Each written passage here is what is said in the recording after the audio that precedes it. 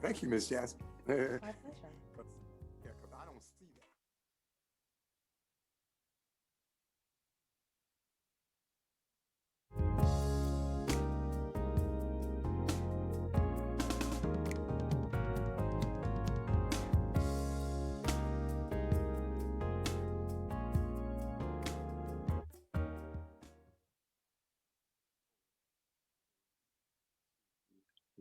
Good afternoon and welcome to the third installment of our 5 at 5 series, a series of 5 roundtable discussions that are that began with our regional conference convocation.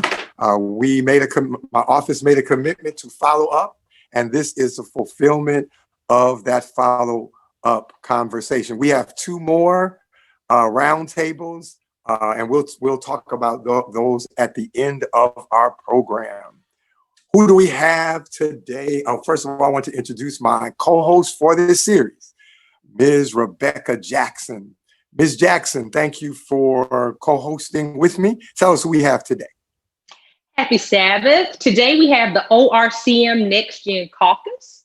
They were formed by the regional conference leadership about 1.5 years ago, and they are now a part of the ORCM board, and they meet with the regional caucus on a yearly basis. Pastor Evan, will you tell us a little bit more about them? Well, thank you. You did such a good job that you didn't leave me a whole lot left to say, but thank you. But what I can do is talk about the genesis of the group, how we got started.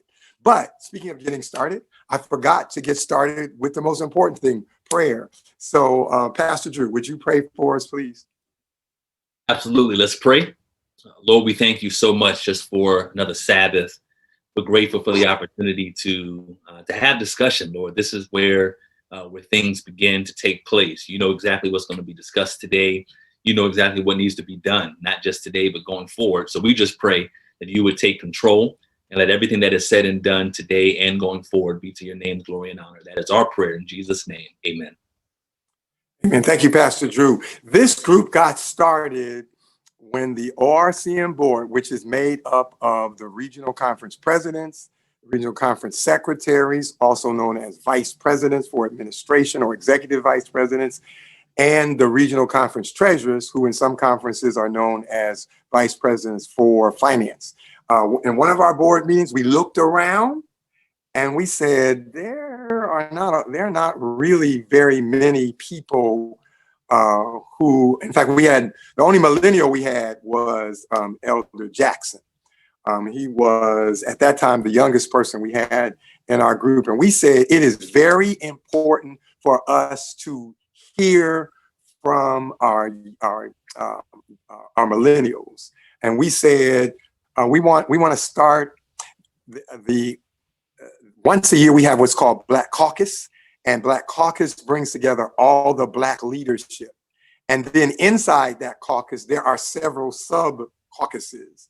You have the Secretaries Caucus, the Treasurers Caucus, the Pastors Caucus, the Latino Caucus, and so forth and so on. We said, no, we're missing the our young adults. So we had we called them the Young Adult Caucus, and then they took that and changed it and called themselves NextGen Caucus, which was fine with us.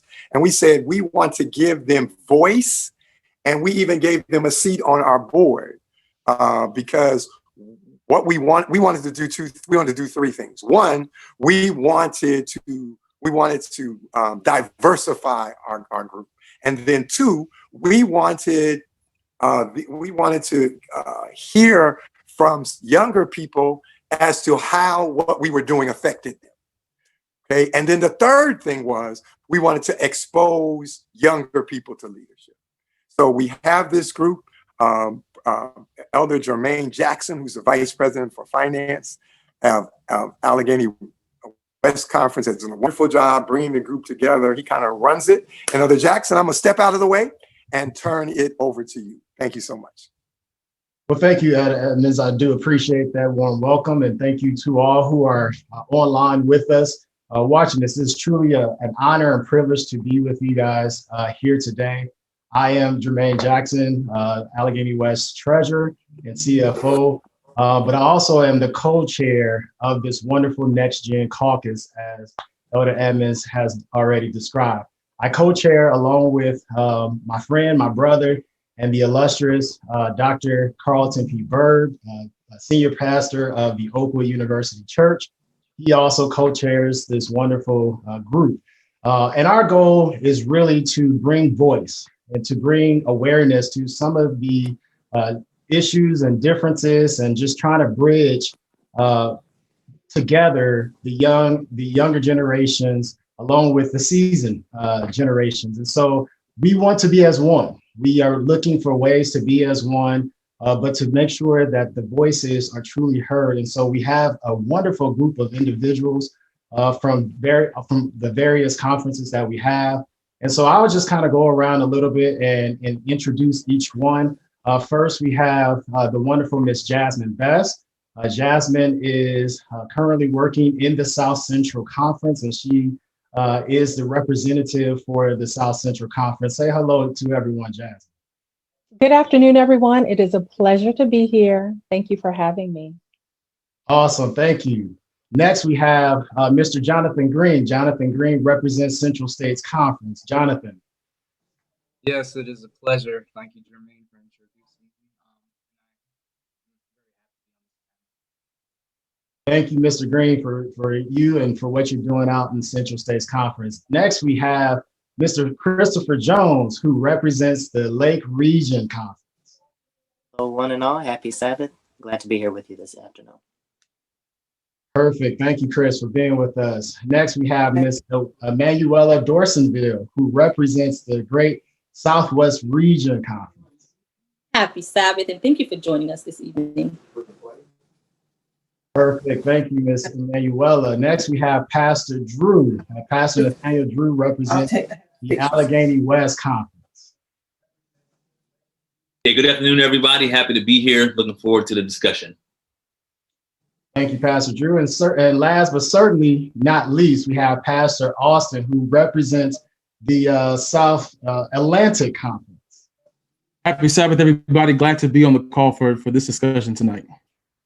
Thank you, Pastor Humphreys. Now, we also have other individuals who make up the caucus who could not be here. We have representation from the Southeastern Conference down in Florida. We also have representation from the Oakwood University, who we will be having someone join them, have someone come to us here shortly.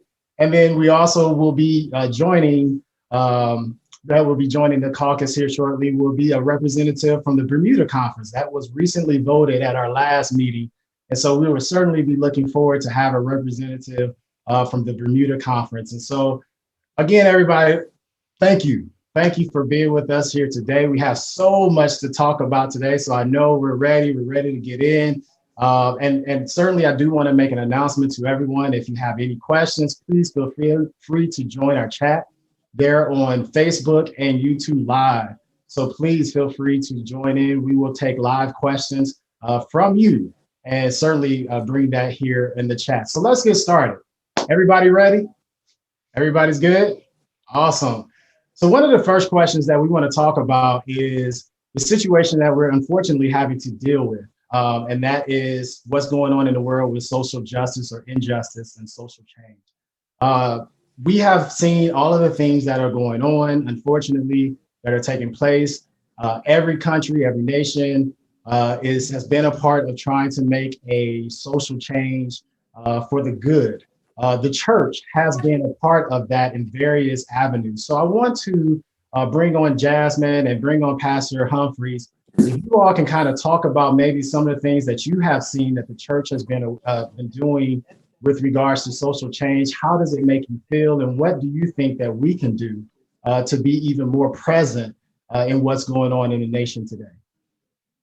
Yeah, definitely great question, Jermaine. Well, first and foremost, to those who are watching, we firmly believe and we still stand by the fact that we're still waiting for the arrest of Breonna Taylor's killers. We believe wholeheartedly that justice should be served. Of course, we all know after the incident with after the murder, of George Floyd, just a flood of emotions has taken place of this is only happening again. And one of the things that I think is so critical for us to really just address head on, is that these issues cannot go without being addressed. And I just believe this, that the church has a strong youth and young adult populations that wants to get out and do something about it. I think one of the things that I've been encouraged about, I have seen the support from our churches and conferences that have allowed us to march, allowed us to hold our signs in the air, allow us to be vocal about it. I think that the biggest thing, Jermaine, that we have to continue to do is continue to tap in and hear the voice of what they want to do. We can't just assume, what young adults and youth want to do unless they're at the table letting us know. We have to be aware of the fact that we don't know just how this affects everyone individually. I'll say for myself, for a Black man, as old as I am, and I'm 30 years old, my heart still beats fast when I get pulled over for just a basic, traffic stop. And I know the men on the call can all attest to that. The reality is that we need support to continue to trickle down all the way from the top to the local church. That's very important. They got to be on the same page. We can't hear one thing from one side or the other. Let's all support and get together. And we've seen that. We have seen that. And I want to just kind of celebrate and encourage those who have already made change. But Jasmine, I know that you as well have seen some things too. Absolutely. Thank you so much for just the lead in. And we have to be present and just to remember to say their names. Say their names: Ahmaud Arbery, Breonna Taylor. And I would say that we simply need to be present. We need to be active. How can we support the youth and young adults? Where they are is where we need to be. So being present on social media platforms, asking the questions, hey, how can I or how can we be most helpful? How can we partner with you? What is it that you want us to learn? Show me through your experience. I think that a tangible or active way to show support is to seek out those social justice initiatives within your own city. I'm in Nashville, and most cities have a Black Lives Matter Instagram page. By simply taking a step to follow that page, you can be informed, and you can participate in activities that are happening close to home. I think overall, the major thing is to have the conversation with our young people. And not only are we needing to have the conversation, but we also need, and this is key, to actively listen to what they're saying. No, and that is perfect, because as you just perfectly stated, is that we are actively involved, but we need support. And so, Pastor Drew, I'm gonna actually ask this question of you as a pastor of your church, as a millennial pastor of your church. I know there's some wonderful things that you have been doing there in the Cleveland area, along with Pastor Edmonds and Pastor Regina Johnson. Can you tell us a little bit about some of the things that you guys have been doing in the Cleveland area? And then just what more can a church or a conference or even the regional conference you think can do to continue to support the change for social justice and so injustice? Yeah, no, great question. And I side wholeheartedly with what Austin as well as Jasmine had to say. And yeah, here in Cleveland, I mean, just like everywhere else around this country, we've been hit hard with what we've been seeing on the news. I think every time we see someone, I think it affects us emotionally as a people, and that can have devastating effects. And so one of the things that we decided to do was that for the month of June, we dedicated that entire month, each Sabbath of that month, to doing 4 prayer vigils that would pay homage to individuals, unfortunately, that have been gunned down by police brutality or killed recently. And then while also paying homage to 4 individuals from the Cleveland area who have been unjustly killed in the past. One of the names that has become a worldwide or household name is Tamir Rice. And so he was one of the ones that we honored as well. And so we were able to do those prayer vigils that our members were able to come to in a socially distanced way. But we also, one of the things we were encouraged by was that once we got to about the second one, the third one, that it was beyond just our church members. I mean, we had people from the community, white and Black and Hispanic, that came out to these prayer vigils as well. One of whom was even on the program with us and spoke. And so along with that, and we dedicated the entire summer to the theme Black Lives Matter, just speaking truth to power as it pertains to that. And before I turn it back over to you, one thing that I believe that we can do as churches is to be more proactive as it pertains to social injustice, not waiting for an Ahmaud Arbery to be killed in order for us to have a voice, not waiting for Breonna Taylor to be killed for us to protest. I think there's so much that we can be doing in our city hall meetings, town hall meetings, the voting that takes place on a citywide level. It's a lot that we can be doing where we don't have to wait for someone to be killed to be active. No, and that's perfect. And that leads into another point, is that we have to continue to fight this. This is not something that is going to go away in the next week or two. We're going to have to continue to fight this. And we as regional conference, this is one of the things that we stand for, is social injustice, our social justice being practiced, and making sure that we are all as one, and treated fairly and treated equally. And so forth. And one of the things that Jasmine, I think you talked about, is the Black Lives Matter movement and the Instagram page. We have to continue to support those movements. We as a church, I know, being from St. Louis, we talked about some of the things that took place years ago in St. Louis and how the church was on the front lines. They were the ones who were actually taking the charge and leading out and so forth. We have to do the same thing. We can do the same thing, and we continue to have to make sure that this stays relevant. Now, Chris, I want to actually bring you into the conversation, because one of the things that we had discussed in this NextGen group is some of the ways that we can actually move forward and how we can continue to support one another and support Black businesses in general. And one of the suggestions that we had is one of the things that I want you to try to just chime in and discuss a little bit and see what more we can do to help even supporting our own and Black businesses. Absolutely. I think one of the things that's important to point out is that, after the riots and the looting, a lot of our neighborhoods were destroyed, right? And these are events that take place that will take possibly decades to reverse. And so one thing that we'd like to see the church become more vocal about is the empowerment of the Black dollar, right? Making one another more aware of the economic power that we have. And so coming together to put together in one place the resources that we have. I know a Black man who builds homes. I know a Black person who does this, specifically in the church. One of the best things about the Adventist church is that we are well educated. We have a boundless amount of resources. So to just kind of have a platform where we can bundle these ideas together and show the individuals that our churches are not just in your neighborhood, our interests are in your neighborhood.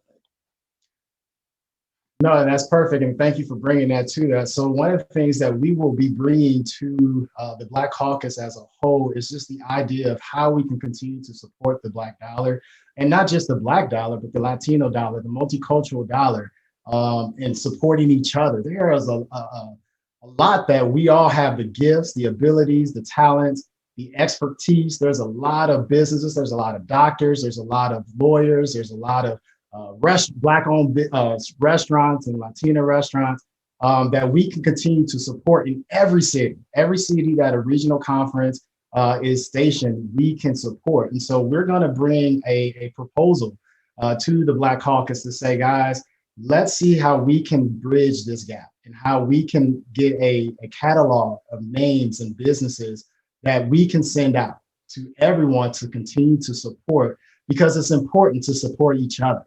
And that's one of the things that we find is very important. So thank you for bringing that. Are there any other concerns? Yeah, I was going to just say, to piggyback on what you just said, Jermaine and Chris, great points. I think we have to speak to the fact that we have to partner. We have to be big on partnerships. And one of the things that Nate mentioned earlier, just talking about how we can't just stand up or do something after it happens. We don't celebrate Black history once a month, even though that's what the country recognizes. We celebrate, every day, you know what I'm saying? So I think that with us, we have to, have the tone, have the breadth of social justice. It needs to be ministries that are ingrained into our church, just like evangelism. We don't just do evangelism twice a year when we have a meeting. No, we have to be soul winning every time we open up the door. And the same has to be true about that. And one of the ways we can do that is to partner locally. That's big. Partnering locally lets folk know. When I say partnering, I mean, how can we come together to work together? How can we plan this event together? How can I invite you into my building, even though you're not a part of my church yet? Even if you're part of another church in your community, that's fine. How can we partner with your church? Let's find a way to get this done. I think a lot of times we can't be afraid to step out and hear voices that don't typically come into our buildings because they've got the ears to the streets. And one of the things that we tend to do, and when I say we, I'm just talking about in certain areas, is that we are answering questions that nobody is asking. The reality is we find out what's really going on when we partner and talk to people who are on the ground level, but we ourselves have got to start on the ground as well. Awesome point. Can I add one thing to that? Sure, go ahead. Because I really appreciate what Austin and Chris has said, because I'm just starting now to realize that a big part also of social justice is not just fighting for the rights of our people, but also empowering each other, right? And celebrating. And so I really appreciate what Chris said, and in terms, and what you said as well, Jermaine, in terms of supporting our businesses. And one thing that I want to throw out, because we may have some pastors or church leaders or members that may be looking for ideas. One of the things that God blessed us to do here in Cleveland at our church, Temple of Praise, was we were able to find 2 local small Black businesses who weren't getting any loans during this pandemic. Right. There were other bigger businesses that got grants when everything shut down, but these local small businesses weren't given anything, and they were just losing money. And so we found 2 of them and said, listen, we don't want anything from you. We just want to give you a check, right? To bless you, to appreciate what you've done in our community. And one of them was reduced to tears. I mean, she had tears in her eyes as I was talking with her over the phone, because she said, listen, nobody has ever, in our whole 12 years of being a business, nobody has ever done anything like this for us. And so you'd be amazed at how simple it is to empower our people. It just takes a little effort. What kind of ministry is that? Just giving back to people. That's more than, that's more than what you could ever do for that family, and just giving to them. You're not even talking about, what they have to do for you. You're just showing them love. And that's what God has asked us to do, is to love one another, share love, and show love to our brothers and sisters, and giving back to them and paying it forward. And that itself is an awesome ministry that we can continue to do as a whole. So thank you, Brother Nate, for sharing that. Ms. Jasmine, you had a comment? Yes, I just wanted to pull some of the comments and questions from the Facebook chat that's going on live. Thank you all for being so participatory.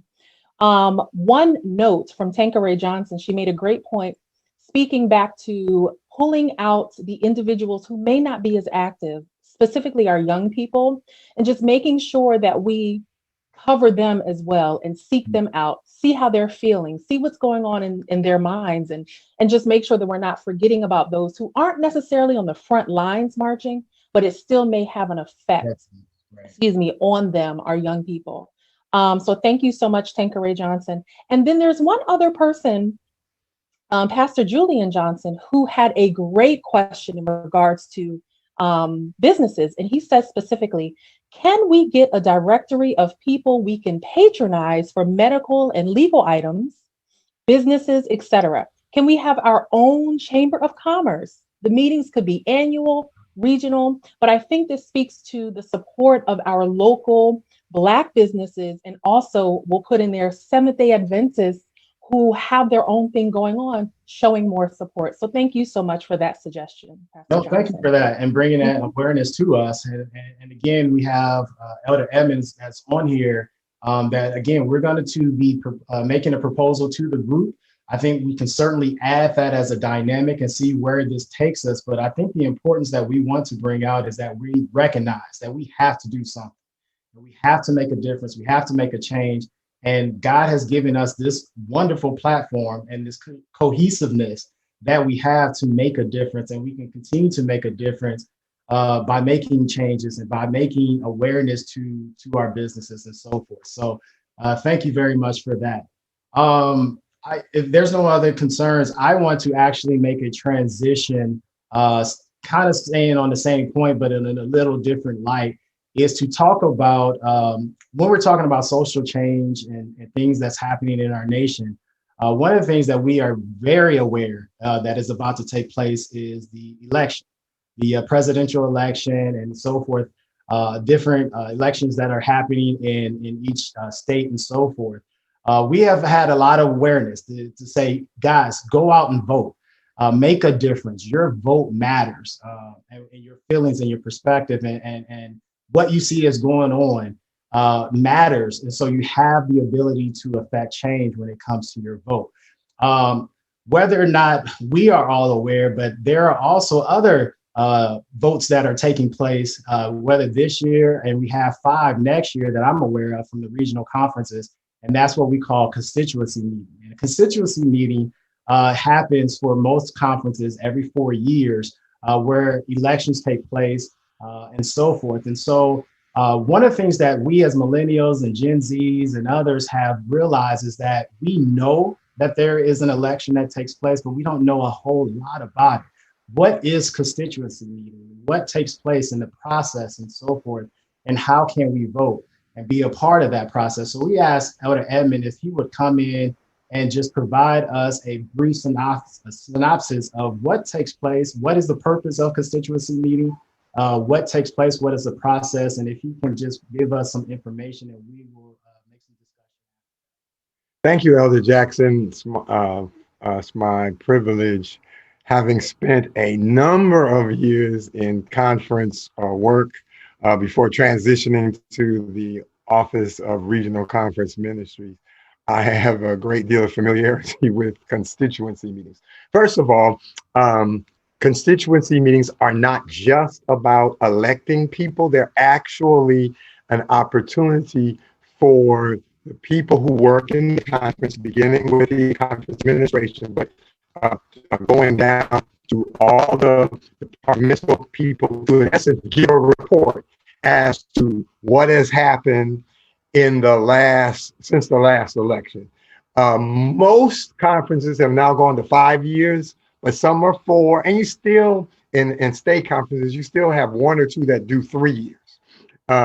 But the technical reason why we come together is so that the leadership of the conference, beginning with the administration, but going down to everybody who's elected, says, this is what has happened in the last 4 years or 5 years. So they give a report. That report is typically put in a book, and nowadays usually that book it gets put online, or if it's not online, it gets sent to the delegates ahead of time, at least in some places, so that you can read the report. All right. There are basically 2 ways that people get elected, because that's the part that everybody remembers.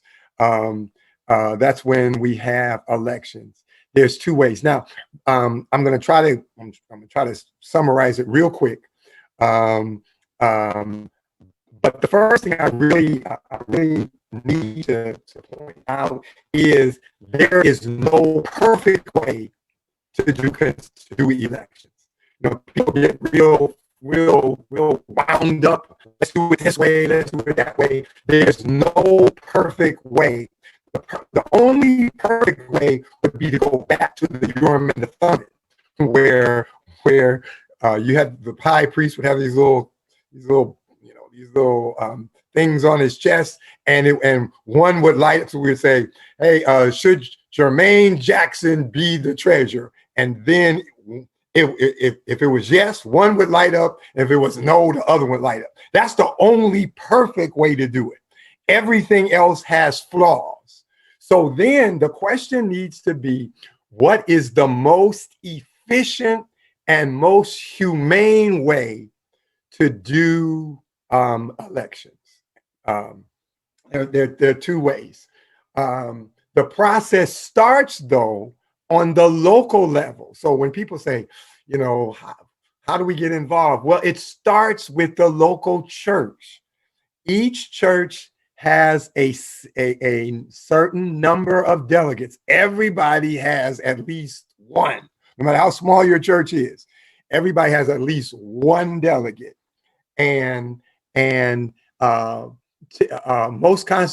think all constitutions say you get so many delegates I think the standard now is about 50 members, right? So then your church then elects. So if I'm a younger person, and we don't just, it's not just that we need younger people, though we do, but for this to work, we need a diverse group of people involved in the process. I had the privilege when I was a conference president of having a conference secretary who was old enough so that he was my youth director when I was a teenager. And then I had a millennial treasurer who was a teenager when I was youth director. So we had a diverse, and it was a blessing. I wish I could tell you I was smart enough to have figured that out myself, but we kind of stumbled into my millennial treasure. But it was the best thing that could have happened because I had a younger female on my administrative adcom. And the diversity of now the tricky part is diversity is messy, because if everybody thinks alike, then you don't have to have all the discussions. But when you have diversity, you got to discuss it. But at the end of the day, a diversity of opinions gives you better decisions. Okay? So we need, and so what I would do if I were a younger person, I would say, listen, there's gotta be some young people in this delegation. And usually people will respond. Now, if you don't say anything, then typically what we do is roll out the same people. And it's not because we're trying to X out any group. That's just I hear younger people scream, but if you look at the things they control, they typically ask people that are their age too. We tend to lean on the people that we know. So you have to be intentional about diversifying your group. When I was a young pastor, one day for my first nominating committee, I said, here's the nominating committee. I want so many people under 30, so many people over 60. We called it the affirmative action nominating committee. But sometimes you have to be intentional because our default is to depend on the people that we know, which tend to be the same people. All right, so then then each church then sends the people, and they come to, in some churches, the nominating the next step, not churches, the next step then is the large committee that elects the nominating committee. In the Adventist church, we love committees so much that we have a committee that elects a committee. So that's kind of the way it works. So the large committee typically has one person per church. If you have a real large church, then you have 2 or 3 people. And then they all come together, and then they form a nominating committee. And so at every stage, young people need to say there needs to be some young people on this on the nominating committee. And then at every stage, every demographic group needs to speak up for themselves. Now, typically the group that gets left out are young people, right? So the large committee then elects the nominating committee, and then the nominating committee then recommends the president.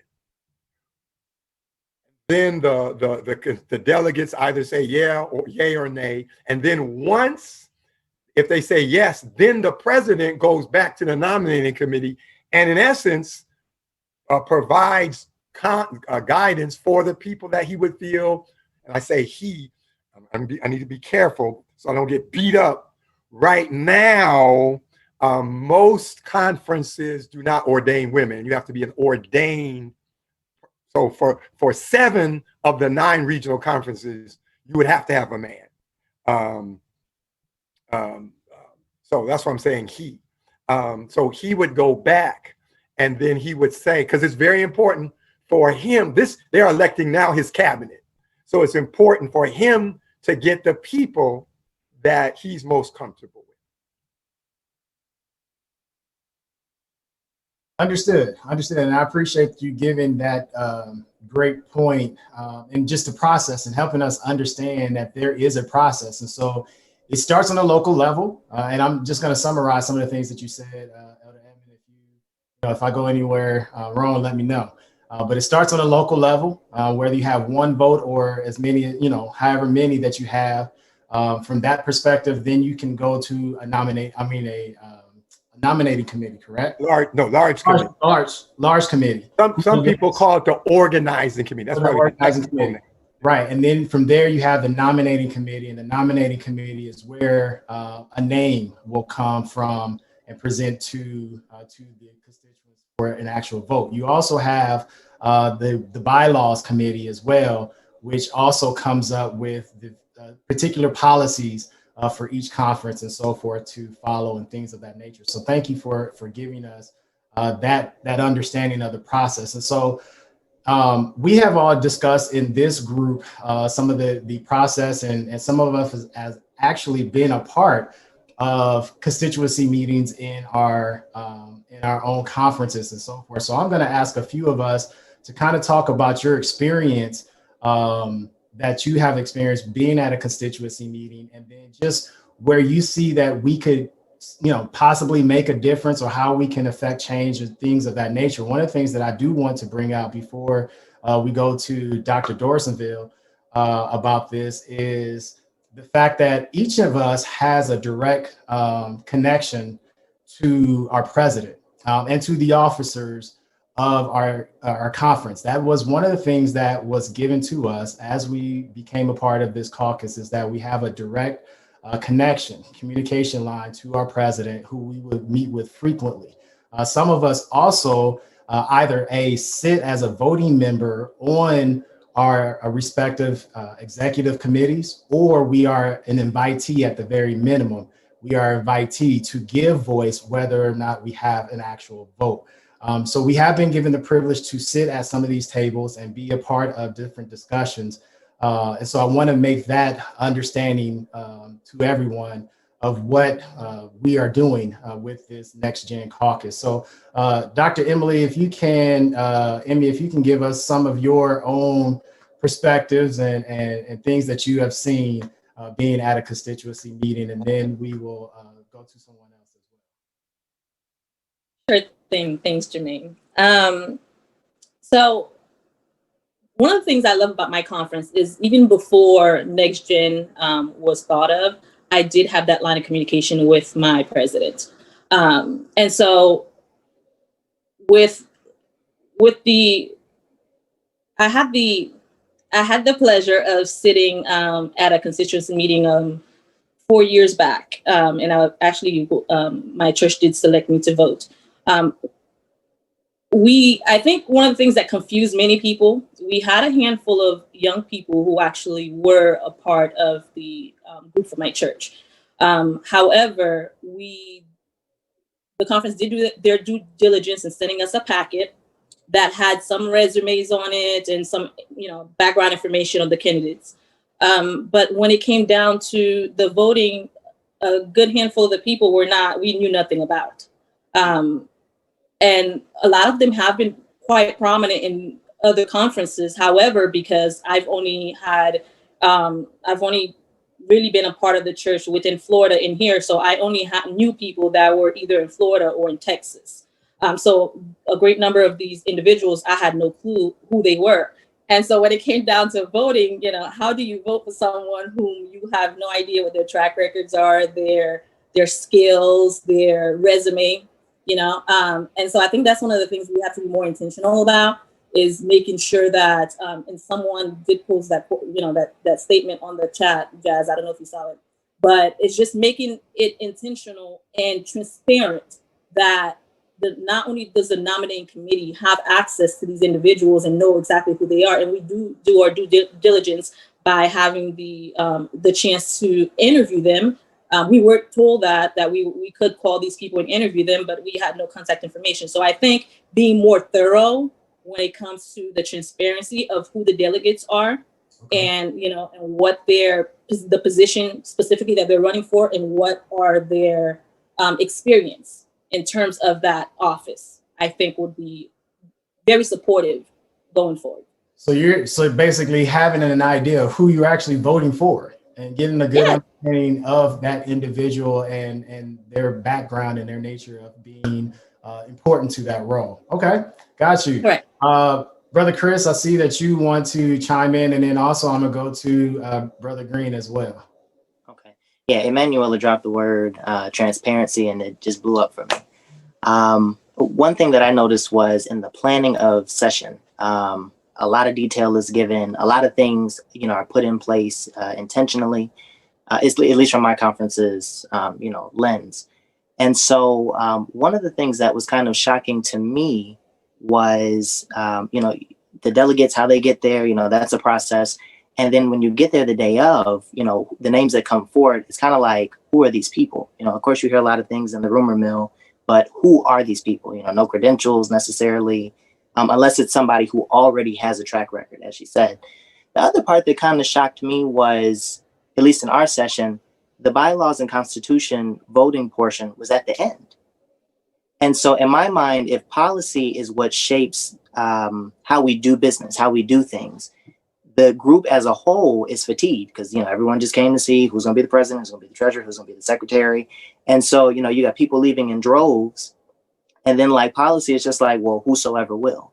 So I wonder, are one of the things, I don't know if that's, like region specific, but if it isn't, would it be appropriate to maybe put policy and constitution and bylaws earlier up in the order of service, if you will, so that, you still have that level of attentiveness, the same level that you have for who's going to be officers? No, that's a good point. I think in a lot of levels, there are different, there's conferences do things differently. And so different meetings happen and take place. But I think for the most part, what you're saying is just to make sure that the Constitution and Bylaws Committee brings their recommendation prior to a lot of these things, because that's actually important. That shapes the legislator, that shapes everything that we do as a conference, as a church. And it's that important. So you would want individuals to understand. So that's a great point. Thank you, Chris, for that. Jonathan, let's hear from you, man. We need to hear a couple of words from you. What are your thoughts about this particular segment? Yeah, absolutely. Like what was mentioned before, transparency and inclusivity is extremely important when it comes to, like Emanuela had the privilege of being a part of you could say a woke conference. Our conference is very intentional in having our youth being a part of the process. And I myself served on the last nominating committee. And being a part of that process allowed me on the committee to see exactly what a person's qualifications were. But like what was spoken on before, once the constituency session takes place, unfortunately, because I guess we could say the grounds for communicating who's a part of the vote isn't necessarily distributed in ways that reach our millennials effectively, Instagram, YouTube, Facebook, whatever it is, it passes their preview up to the point where even if we do have youth involved in the process, they have no idea who they're voting for. But somehow we have to do our due diligence, our research in figuring out how to effectively reach the ears of our constituents, being all in one accord. So that they know exactly who's being elected, who's being nominated, and so that they understand that there's no bias involved. Because that's one thing that can allow people to refrain from trusting the church in general, is that they feel that there's bias and that things are rigged. But that's not the case. But however, it may seem that way once it reaches the constituency.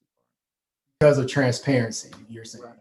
So what if we looked at it from a perspective, and Elder Edmund, maybe you can chime in on this comment, is what if each conference had the ability to, if there was time and space between the nominating committee when they're actually, figure out the names and so forth.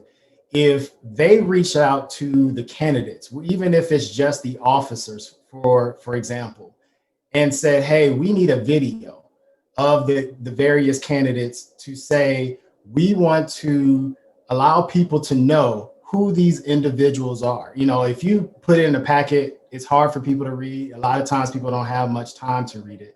But what if it came out in a video form, or even prior to each constituency meeting? What if ORCM gave an opportunity to do a video that talks about the actual process, so that people can understand what is going on and how they play a part in, you know, in the shaping of their own conference, but have a sound understanding of the constituency process. And then while you're in the voting process, have videos of the candidates and so forth.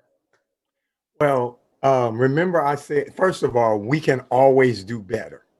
And that's one of the reasons why it's important to have a diversity of opinion. I'm gonna say it one more time. A diversity of opinion leads to better decisions. It just does. And you have to be intentional about getting that diversity. It typically does not come natural. Okay. But having said that, there's no perfect way to do this. I've had the privilege of being involved on nominating committees on every level of the church, the local church, the conference, the union, the division, our universities. The only one I haven't been in, the only nominating committee I haven't sat on is the General Conference nominating committee. I've sat on all the nominating committees. And we can do better. One of the things that happens at the General Conference level, because you can imagine, you talk about not knowing who you're voting for. You really don't know who you're voting for on the GC level. First of all, you can't pronounce half the names. Okay, so on some level, we have to pass this off to God and to whoever we elect as the leader. Because even if we had, let's say we had resumes, you know, every time election comes up, people say, we don't know who we're voting for, let's get resumes. Ladies and gentlemen, when I was on the NAD nominating committee, we had resumes, okay? But resumes don't really tell you about the person. Resumes tell you what that person wants you to know about that person. Okay? I've looked at resumes I've looked at thousands of resumes. Not one of them ever said, I'm a trifling Negro who you should never come near. I wouldn't hire me if I were you. I just need a job. I've never seen a resume that said that. So resumes, videos, all that stuff only tell you what the person wants. Now, it can tell you some things. It can say that this person served in X position, blah, blah, blah. So we need to do better. We need to give some information, but understand there's not, let's say let's use you for example. I said, so I'm the president, and I say, I'm nominating Jermaine Jackson because, and I give you all the stuff you've done. Well, the stuff that you've done before does not necessarily mean that you'll be good here. I just think you'll be good there. And so I'm recommending you in part because I have a comfort level with you. See, that's the other thing that people forget. You can give me, when I was a conference president, I'm happy for your input, but at the end of the day, what constituents do is they elect people, then they go home and in essence say, we'll see you in 5 years. So then it's up to the president to make that thing work. Okay. So you can say, boy, I think Dr. Emmy is the greatest thing since sliced bread. And that may be true. But if she can't work with me, then we got a problem. Okay. So we do need more information, but more information doesn't solve all the problems. No, and I think that's totally understandable, Elder Edmonds. I appreciate you bringing that point out to us. I think just overall, what we are saying, and maybe we don't have all of the answers today, and I don't think we do, but it's just to say that there is something that we should do. Absolutely. And maybe we can do it better. Absolutely. Because of technology, because of more awareness, because individuals are now wanting to make sure that they are a part of the process and making more of a sound decision with their vote. Just want to make sure that we are giving enough information. So totally understand where you're coming from. And maybe it's not a decision or a factor that we can decide today, but to bring awareness to where some of the concerns are and seeing what we can do to make a difference. I want to give some time to Ms. Jasmine if there was any comments there, and then I want to move on because we are past the halfway mark, and I know there are quite a few things that we want to discuss here. So Ms. Jasmine, is there any comments that have come in on the Facebook chat? Oh, yes. The Facebook chat is lit. So I just want to say there was a comment specifically by Brother Donovan Washington. I'm going to read it because he brought out some good points, and it says, we need to produce a digital handbook explaining constituency online and make the process kind of come out of the dark and pretty much also out of the dark ages. I'm adding that part. 3 key points that he stated was we could reference the important constitutional issues, number 1. Number 2, it would provide an explanation of our processes, regionally, etc. And also biographies and experience of all individuals would be eligible. Well, their information would be of who would be eligible and how for election. Now, he also stated, make it available online months before the session. And here's what I'd like to add. I think we're looking at it is we have a campaigning process. What we're dealing with elections right now with the current president and just what's going on in the United States. And we've had time to get to know the candidates. We've had time to look up their background. Everyone that we see, we may not know 100%, but at least we're given time to say, I'll say this, Google and God. There's someone we don't know. You can look them up, see what their background is, what's going on in their background, and kind of look at their history and maybe find people in relation to them that you can talk to, dig a little deeper to find out more about them, see what their values are, and compare that to the role that they are seeking as far as our conferences are concerned. I think, as we've all stated, the transparency and also an understanding of that process, which we're so grateful that Elder Edmond has so graciously described and defined, would give us an opportunity to want to be part of the process, because we could see this is how it goes from beginning to end. Here's where I matter. Here's where my vote counts. And also, we want our regional conferences to be as successful as possible. So having that buy-in from the beginning is paramount. Thank you so much. No, and thank you for that comment and letting us know, Pastor Washington, thank you for your comment and providing that information to us. I think this is a well discussion that we're having, and something that we can certainly pass on and we can discuss even further within our conferences and speaking with our leaders in our conference.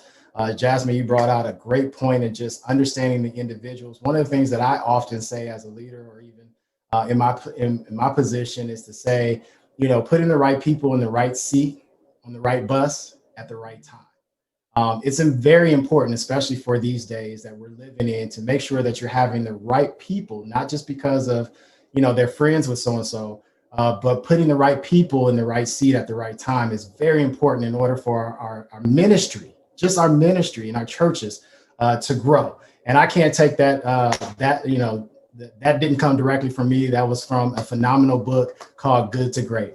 And so I want to put that plug in there so I don't get in trouble. That did not come from me directly.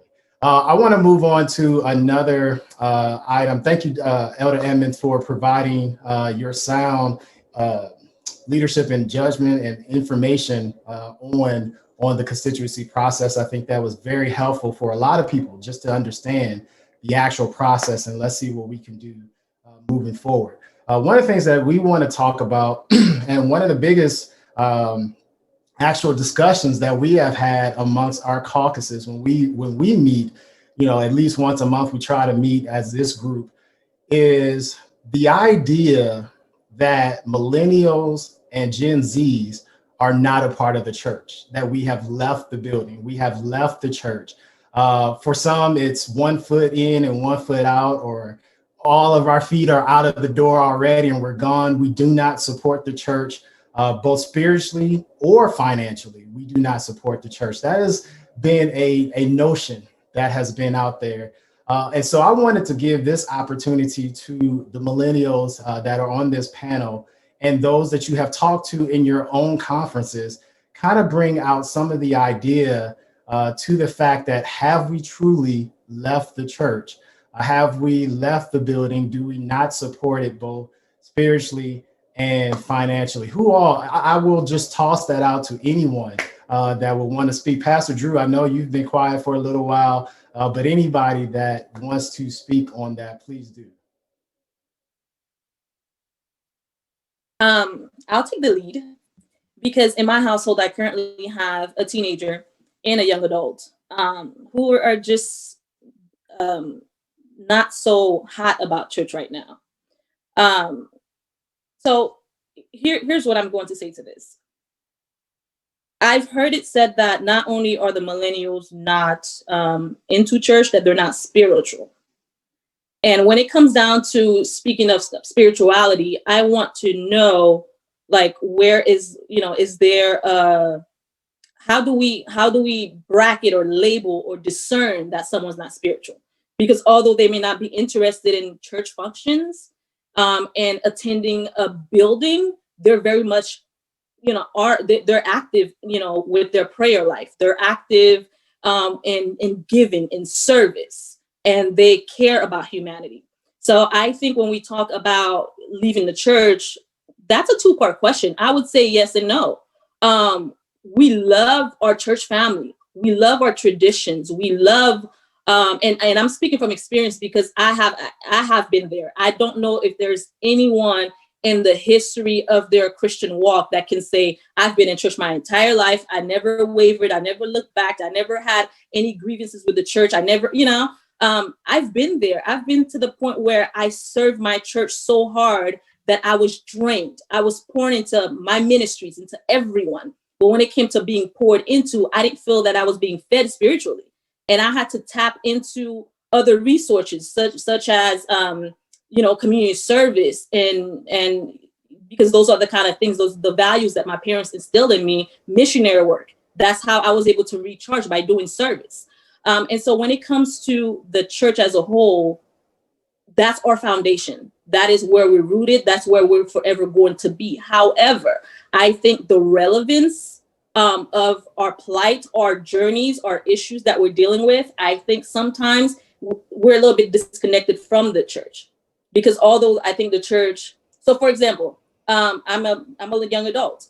If my church is very heavy in senior citizen ministry, there's nothing there that's for me. Although I love the seniors and I will support however way I can, but we also have to, take into account that the needs of the young adults and what they're going through also must be met. No, totally understand that. Pastor Humphreys, I see you have a comment. So, and thank you, Manuela, for your comment. I think that those things are true. I think one of the things that we have to look at, Jermaine, your question, there's not a mass exodus. When we look at the statistics, young adults have not completely left the building. Of course, there are people that have left. Of course, when we say left, in a sense, it could be going to some state conferences, other things of that nature. The reality is this: when we talk about support, and we talk a lot about, and I know Nate, you can speak to this as well, serving around a lot of young adults, is young adults and youth are going to support a relevant mission, not necessarily just an institution. I'm not just going to do it because you say so.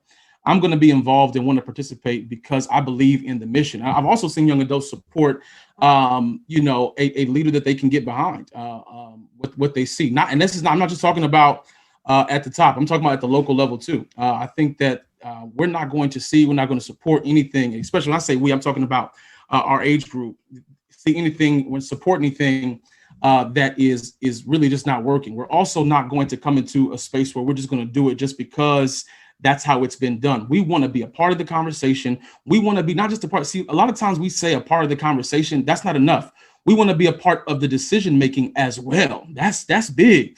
You know, one of the things that we like to do is sugarcoat stuff, and we say, well, okay, you be a part of the question. You sit at the table. When it's time to vote, you don't get one. No. We want to be a part of what takes place. And I'm talking about right now, just the local level. That's really, really important. But another thing that I'll say about this as well is that when we see relevant ministry, young adults can't wait to get behind it. One of the big questions that a lot of young adults ask, what's the win for me being here? Not W-H-E-N, but W-I-N. You know, how am I winning here? What, you know, am I being effective? Is my family with my young wife and my 2 young kids, are we making a difference here? Or am I just here because they have a good Sabbath school program, but I'm not being fed? So what I'll do is I'll go watch some church later on in the evening, you know, before COVID happened. Am I coming because I just come because I know the music is going to be good? I'm not going to be a part. How can I be effective? And the way to do that is to really ask the more difficult question, answering the more difficult question, which basically is this a mission that I can get behind? And that's big. No, if I could jump in. Very, very good point. And actually, Elder Drew, I'm gonna come to you, and I'm in a specific reason, and then also give your point. Thank you, Pastor Humphreys, for that. One of the statistics that I want to bring out when we talk about millennials, and anybody can look at this, is that when we're talking about giving, the question is who gives the most? Now, there's a lot of ways of talking about giving. You know, and even coming from a treasurer perspective, but even outside treasury, I'm talking about globally.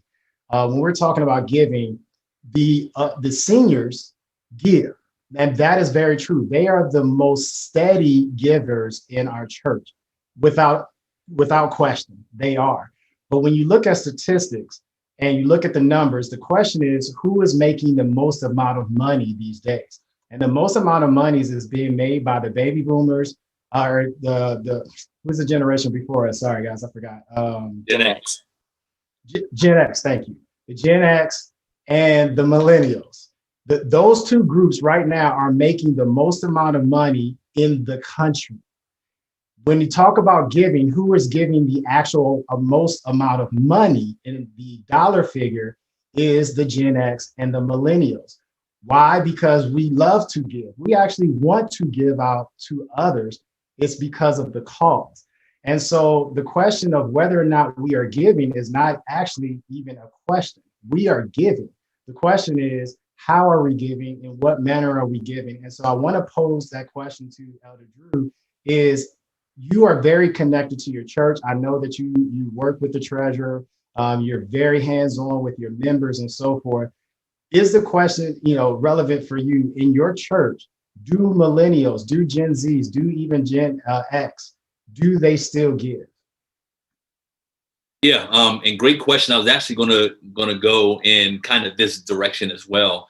And to kind of start things out, I will say, and we hit on it a little bit when we're talking about constituency, that I think that there is an assumption that's made towards millennials in particular, that we just automatically understand how the processes of the church work because Gen Xers understand and baby boomers understood and those before them. So it's kind of an assumption made that we know exactly what happens with the constituency process. And much like that, I think that there's also an assumption made that we know exactly what happens when we give our money to the church. And what I have come to realize is that is not the truth. And so, you know, many people like myself, just last year, Jermaine, I brought you and our conference's former vice president, Pastor Brown, to come to our church for a specific reason. And that was so that you all could shed light for us on exactly what happens to our dollars when they leave our pockets and they go to the church, right? And the reality is that when many of the millennials that I have talked to, when they do come to understand where the money goes when we give it, right? Our hard-earned dollars, where they go, where they're sent, how much of it comes back down to other things like that. For a lot of them, just being honest, they don't like that process. And so I know a whole lot of people that say, I still give my tithe and offering, but I give it all as offering to the local church. I don't give it as tithe because it's going to go to the general conference and go trickle down to this and trickle down to that. And before you know it, we're not benefiting from it all at the local level. And so I do know a lot who do that. And so from a tithe standpoint, it will look like we're not giving. And, you know, millennials are not tithing. It'll look like that. But to them, they're saying, I can get with my local church. They're active in the community. They stand up for causes that we believe in. But for some of them, the church institution as a whole, they're saying, I don't always, believe that they have my best interest at heart, that they stand for the causes that I stand for. And this is my hard-earned money. I'm going to still do what God told me to do. And I'm going to tithe to the place that I believe stands for what I believe the word of God stands for, which a lot of times is the local church. And I was just saying, thank you for that. And Jasmine, I'll come to you. Thank you, Pastor Drew, for that. And one of the things, even as a treasurer, I say is we have to do a better job with information. We have to inform, because I'm sure there are individuals who are watching right now and saying, Elder Drew, what you just said, that means that person truly is not tithing. And so they're just saying they're giving all of their funds to an offering. And then that's something that needs to be discussed. We need to talk about that. And so I know amongst our fellow regional treasurers, we have all had that discussion, and even putting in the plug for the discussion next week that we will have as treasurers, where we will want to continue to provide information and be more transparent to our constituents, to our members of our conferences, of what it means to tithe and what does it look like when it goes into those areas, because a lot of people just don't know. And unfortunately, that information had been, embedded in the earlier generations, but recently we have not been doing a as good of a job as we could or can do to provide that information. So thank you for that perspective in the comment. Ms. Jasmine, yes. Yes, just wanted to read a couple of the comments. I'll read a partial comment from Kristen Josiah, and they mentioned we need all generations, which I second. Everyone is important in this process, and really to bridge the gap between understanding and misunderstanding. We also have a comment from Keisha Ariel, which says, it can be misconceived that because millennials and Generation Z youth ask questions of the SDA institution, unlike some generations before, they are not supportive of the church. So in summary, it's almost as if people shy away or don't want the questions to be asked because they've never been answered before. And now the questions are coming out and we want the answer. And if you don't know the answer, it's okay to say, we don't know why we do that, or we're not sure why this process has occurred. I think it goes back to that whole transparency situation and just getting to an understanding why we do things so that we can get to the why we need to do it now and what can change. Thank you. No, I appreciate that. And that is so important. Thank you guys for your comments on Facebook, and continue to provide us with comments and your questions on Facebook. And I do want to just say also, let's just remember when we're talking about tithe and offering, and this is a great point, and I know we will get off into this discussion a bit next week, is that it is important for us to understand the process of providing tithe and offering and how important it is to the overall world church. Because what we do here, even in one city, has an effect in a country in Africa, in a country in Europe, and so forth. It's important that we recognize how we are helping each other. And even in a conference, how the largest conference is assisting the smallest conference. I mean, the smallest church, how the large church is affecting the small church. And so our tithe dollar, literally the dollar, matters to a lot of people. It helps out a lot of institutions, both locally and worldwide. And so that is a greater discussion that we have to have, so that everyone understands the importance and the value of providing your tithe and being faithful in your tithe and in your local giving. I know we have, let's see, roughly about 20 minutes before we talk.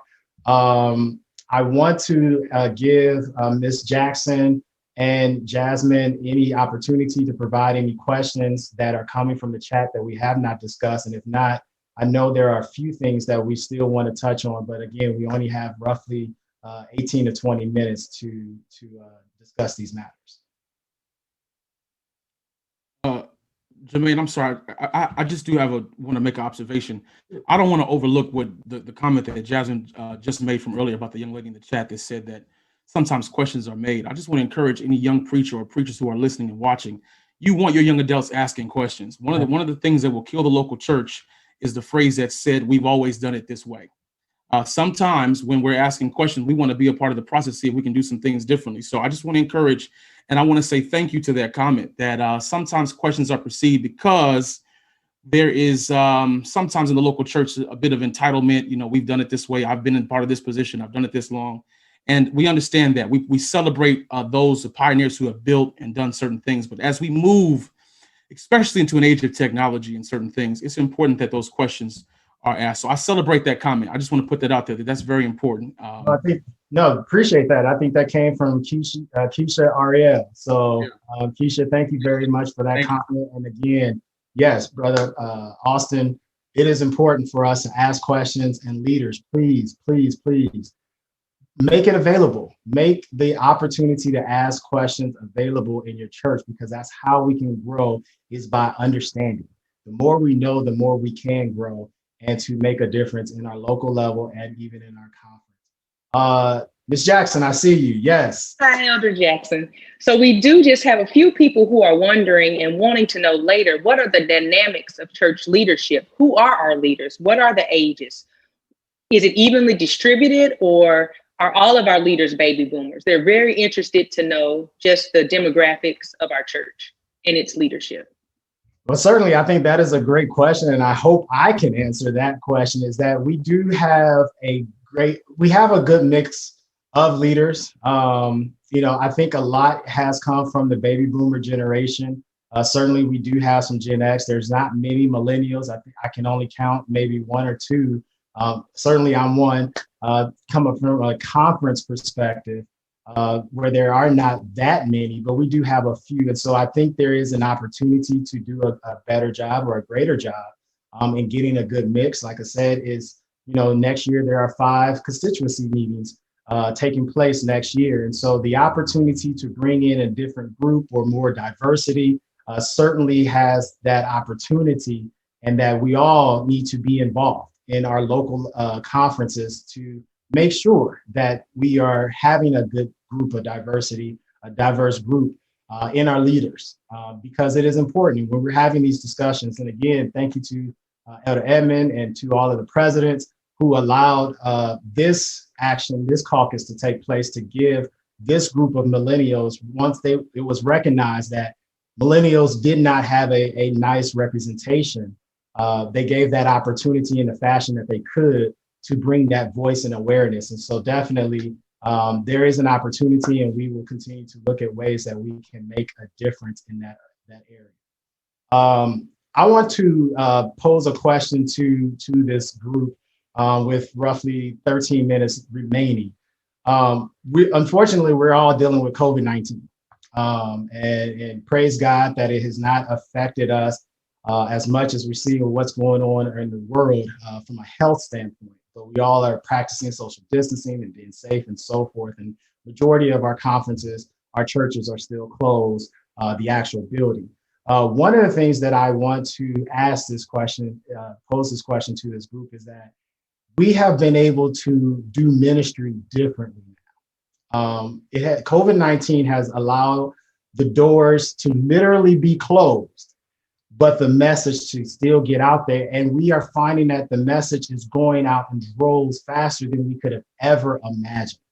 I want to definitely bring on the 2 pastors, but any other individuals that want to speak on this, is just kind of give us your experience of what ministry has meant to you and your church during COVID-19, and what has it done just in the community itself. I know, Pastor Drew, you talked a little bit of what you've been able to do from a ministry standpoint with local businesses, but let's talk about the actual ministry aspect of what COVID-19 has caused church as we see it to change.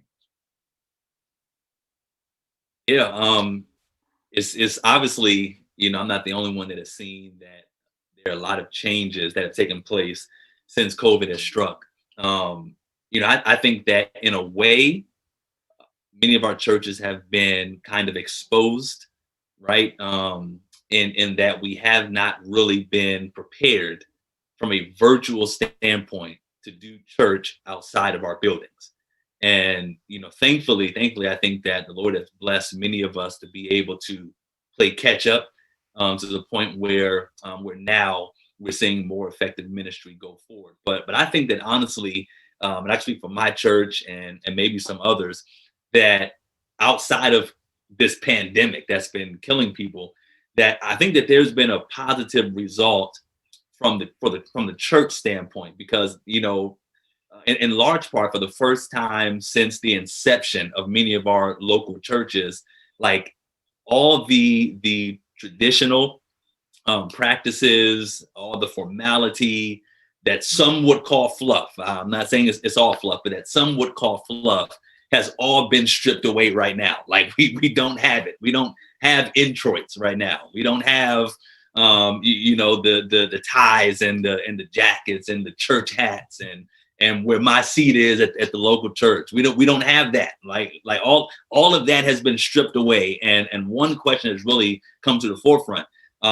Is our churches still relevant without all of that? And I think that in large part, many of us have been able to see that ministry is not at all useless or worthless without those things. And I'm not speaking against tradition. I'm not speaking against any of those things, but I do think that it has been healthy for us to see ministry in a new way, for us to see the possibilities, that become apparent when all the excess stuff is stripped away. We've been able to just get down to the nuts and bolts and to just provide ministry to people. And I think that has been one of the biggest blessings during this time. Nate, I was gonna, can I follow up to what Go ahead. you said? Nate, listen, I appreciate what you're saying, because me and you talk all the time on the phone. First, me and Nate as pastors, we understand how difficult it is for some of our older members, and our hearts do go out to them. We're not insensitive to the fact at all. We understand that the Zoom and the phone is difficult, but one of the things that I'll say is that COVID-19 has leveled the playing field, period, for churches. I don't care if your church got 1,000 people or like mine, 30 at one and 15 another. It doesn't matter. And it's everybody's building is now empty.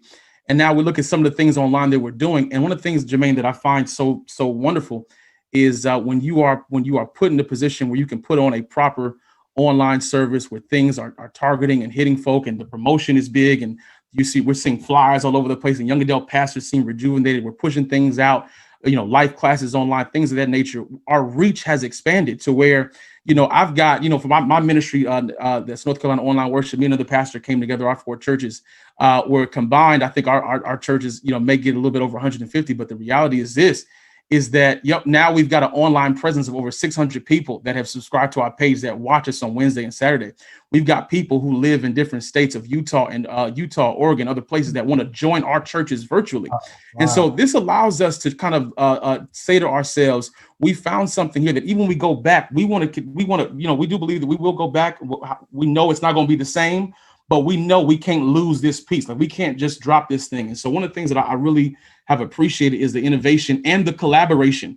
There's no ego here. We see Recharge Worship is another one. Quarantine Revival by James Doggett. Others have come together to do different things. Of course, with what Nate is doing with Myron Edmonds, is powerful. But it's allowing us to really step out and say, listen, you can be a part of our church and live anywhere in the world, and you can still get relevant word, you can still get relevant pastoral care, and when things get back to normal, we can link you with a local facility. And so I really do just want to give a major shout out to all of course, us who are part of ministries, but all of the pastors who are grinding, because I'll just say it, and I know Nate is being humble. We are working triple overtime to get these things right and to do it right and to get it done well. And I just appreciate and celebrate that my little church can have such a reach because of the online presence. No, and it's important. You brought out a great point. Is normally with the church, you only are speaking to those that are in your area, but now you're able to reach the vast majority in different parts of the country, and that's important. I want to pose this question to Jonathan and to Chris as a follow-up. One of my good brothers and pastors, Pastor Trevor Kinlott out in Maryland, he has doing a series right now called "The Church Has Left the Building," and talking about restore and restoration. when you hear about the church doors are closed, but the church has literally left the building. From a technology standpoint, from a ministry standpoint, Jonathan, talk to us a little bit about what that means is by the church has literally left the building and now ministry is going out. Absolutely. There are a couple of things that Austin mentioned there. Collaboration. We've been able to collaborate and do programs together. I know Oakwood has their Connect services with Office of Spiritual Life, and vice versa. Every other week, conjunctively, our youth ministry hosts their shift, Seeing Him in Troubling Times, so that we're not conflicting one another. But we need to do some more of that because, like Austin said, he's working triple overtime to get stuff out there. But the thing is, if we're collaborating a little bit more, that wouldn't be the case. We need cross-conference collaboration and sharing of resources in a way that we are not doubling the work effort. And our leadership should demand it, quite honestly. Imagine our women's, men's, youth, personal ministries simultaneously working on the same programs from the same calendar, sharing the same progress and the results within the same unique network. Finally, creating a brand for ourselves, a brand that no one will really be ashamed to be a part of. Whether they're from Minnesota, from Mexico, it won't matter. Let's face the fact that on the World Wide Web, we have become too diluted in a space where our long-standing Adventist brothers and sisters can't help but to feel a bit segregated and keep themselves within the closed network of their own favorite churches. We know that ministry is to impact the world, and it means, and there are means to do it. Unless we unite our efforts, molding our structures to fit a virtual society, we will perpetuate the segregation that American millennials desire to eliminate, even within our regional conferences, and cease from being future relevant, quite honestly. So one of the things that you just said is one of the things that we've kind of discussed here, and thank you, Jonathan, for bringing that out. And Chris, I send this over to you, is we have said, what would it look like if we as regional conferences, the 9 that we have, had a network where information was passed along to each conference so that what is happening, let's say there's a outstanding, which I'm sure it is, family life ministry that's taking place out in Central States Conference. If that same thing can take place in Lake Region Conference, or making sure that everyone is collaborating together to have this powerful ministry, what would it look like if our non-regional conferences came together? So Chris, if you can expound on that a little more and just take us from there.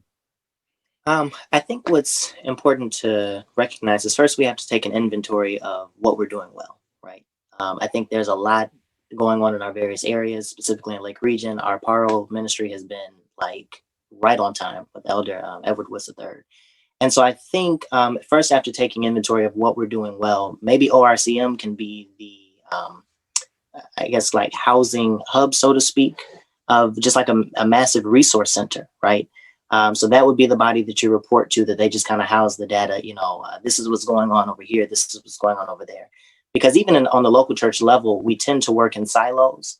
And I think that we end up burning the candle from both ends. And so if we were to maximize communication, sending all this information, all the happenings to one source, and then, we have different access points that we can have, you can see what's going on from Allegheny West, what have you.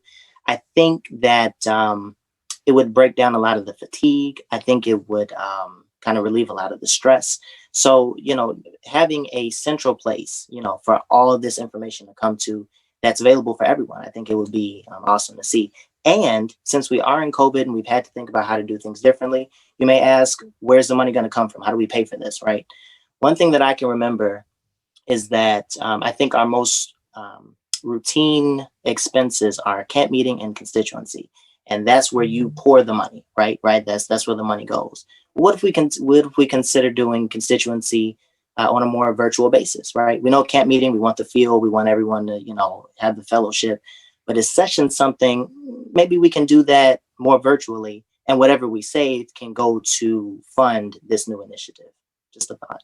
So certainly there are other ways that we can look at seeing how we can stretch the dollar, and technology has brought on a thing called low cost. And so, you know, and we're experiencing that and noticing that is that the more use of technology, the lower the cost can be in certain areas. And so I'd certainly hear what you're saying, is seeing what we can do to make sure that information is being passed on in a more effective and efficient perspective and manner.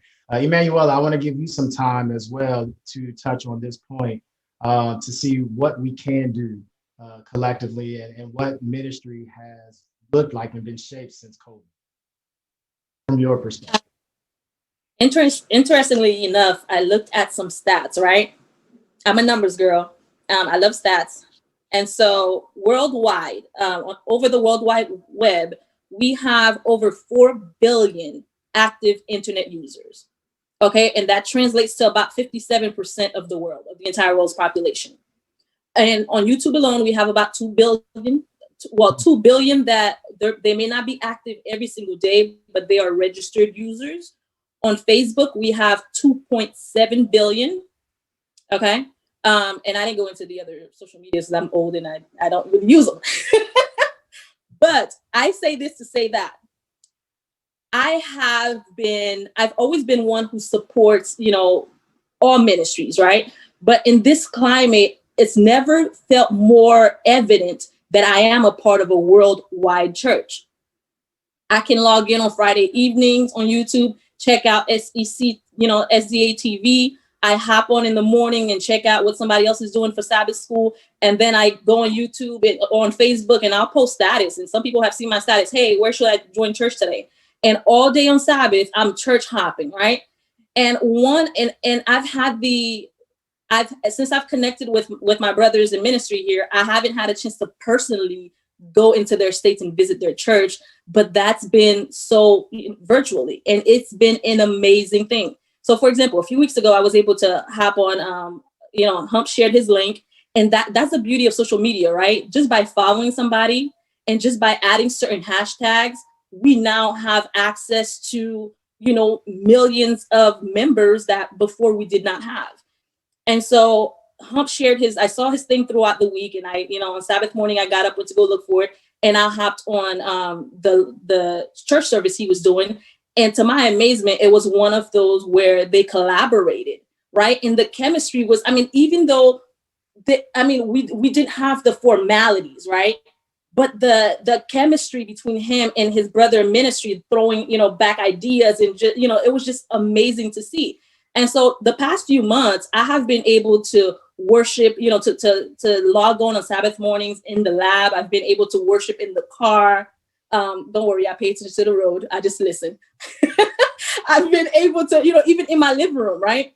And so it's been an amazing thing. But what I love about Humphrey's approach, Humphrey has this thing he does, and even when we're in meetings, right? And I'm picking on him because the other day he did it while Jermaine was talking, and it cracked me up. Humphreys have this thing he does where he says, "Hear my heart, beloved." And I don't care what you're doing at that moment, you're stopping, because I was doing something else on my computer during the meeting. And as soon as he said that, I'm like, okay, and it just drew me in. And so there's a level of intimacy that we share, okay, when we actually, when we break bread together. And being in virtual church have been one of those things, right?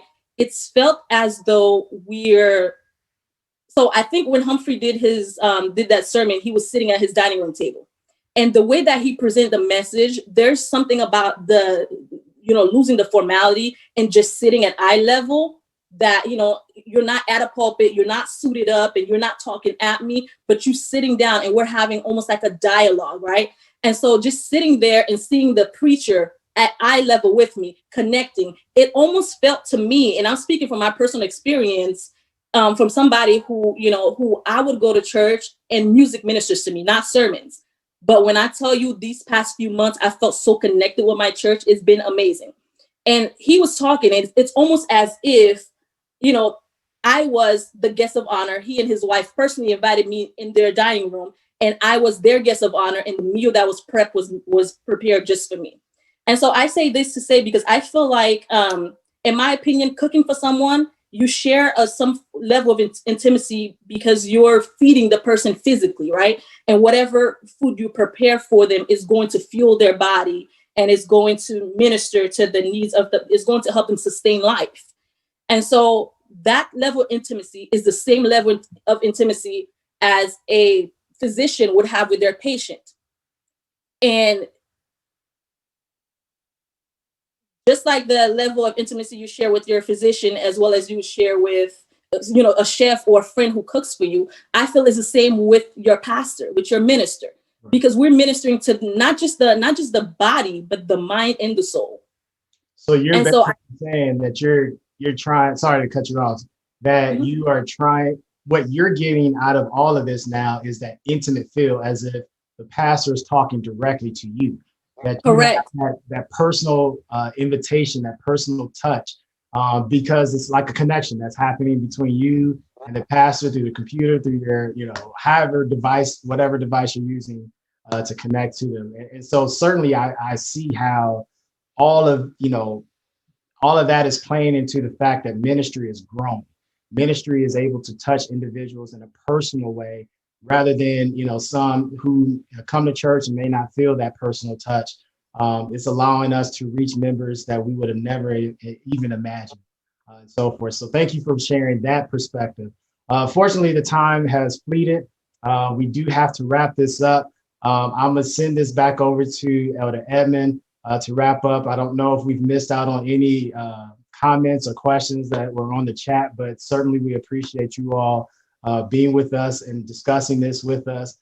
Thank you to each and every one of the panelists who are a part of your conferences, doing a remarkable job in your conferences. Please continue to stay connected to your leadership there so that we can continue this work and grow this work. Certainly appreciate all the work and efforts that you all put into this on a constant and daily basis. Elder Edmond. Thank you so much, Elder Jackson and panel. This was so good.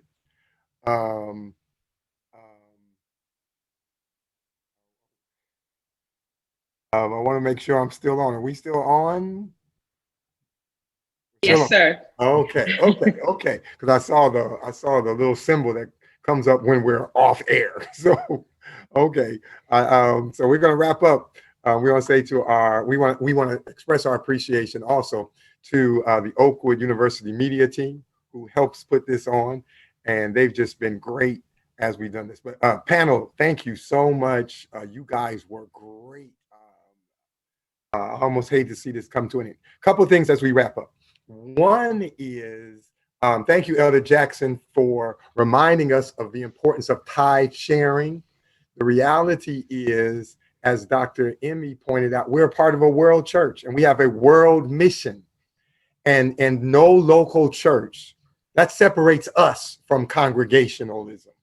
No one church. Oakwood is our largest church in tithe and in reach, but Oakwood University cannot do the worldwide work of the church by itself.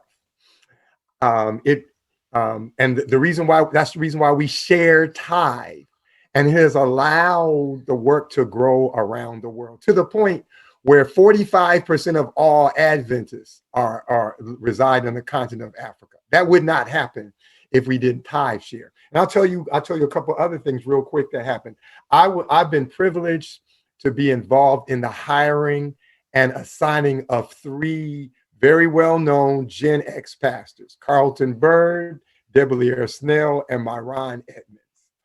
All of them started off in very small places that could not have afforded their salary. There would be no Carlton Bird, Debelier Snell, and Myron Edmonds, at least not in South Central, did we not tithe share. That people who weren't thinking about one day having gifted pastors like that paid salaries that the local churches could not do because we tithe share. Tithe sharing has made us the envy of the Protestant world. No church organization has the reach that the Seventh-day Adventist Church has in terms of churches and hospitals and schools. That's because we share tithe. And not only does the tithe sharing benefit the local church, it also benefits the conference. We share tithe on a conference basis. There's an appropriation that 8 of the 9 regional conferences get, that we get from all the conferences sharing tithe. So the worldwide, for the people who say, I'm only going to fund my local church, understand that funding the mission doesn't come from me or Elder Jack. That comes from God, who says, go ye into all the world and preach the gospel, which cannot be done without an organization that shares tithe. We're going to talk finally a little bit.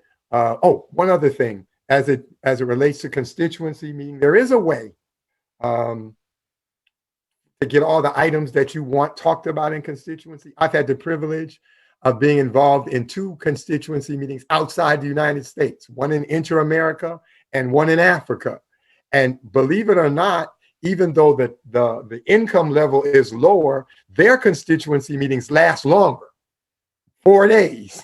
And they cover, I don't know if I want to be a part of a constituency meeting that lasts 4 days, but you are able to cover everything if you're willing to make that kind of investment. Ms. Jackson, thank you for co-hosting with me. Tell us who we're going to be talking to next week. Next week, our 5 for 5 is going to feature the regional conference treasurers. The conversation is going to be centered around funding initiatives that have come up during these very roundtables. So that should prove to be pretty interesting.